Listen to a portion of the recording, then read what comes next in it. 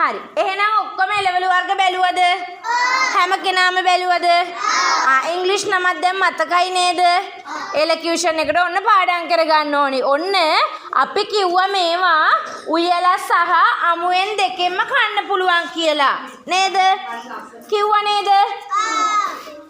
එතකොට ඔන්න නදී අද මෙතන තියෙන එළවලු වලින් අපි කිව්වා බෝංචි කන්න පුළුවන්, කරවිල කනවා, එතකොට පිපිඤ්ඤා කනවා අමුවෙන්, කැරට් කනවා, දඹල ලපටි දඹල කන්න පුළුවන්. ඔන්න නදී ටීචර් ඔයගොල්ලන්ට ලෑස්ති කරලා තියෙනවා කැරට්.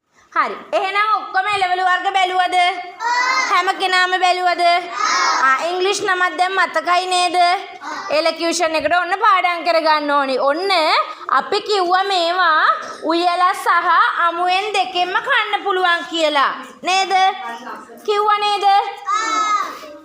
එතකොට ඔන්න නදී අද මෙතන තියෙන එළවලු වලින් අපි කිව්වා බෝංචි කන්න පුළුවන්, කරවිල කනවා, එතකොට පිපිඤ්ඤා කනවා අමුවෙන්, කැරට් කනවා, දඹල ලපටි දඹල කන්න පුළුවන්. ඔන්න නදී ටීචර් ඔයගොල්ලන්ට ලෑස්ති කරලා තියෙනවා කැරට්.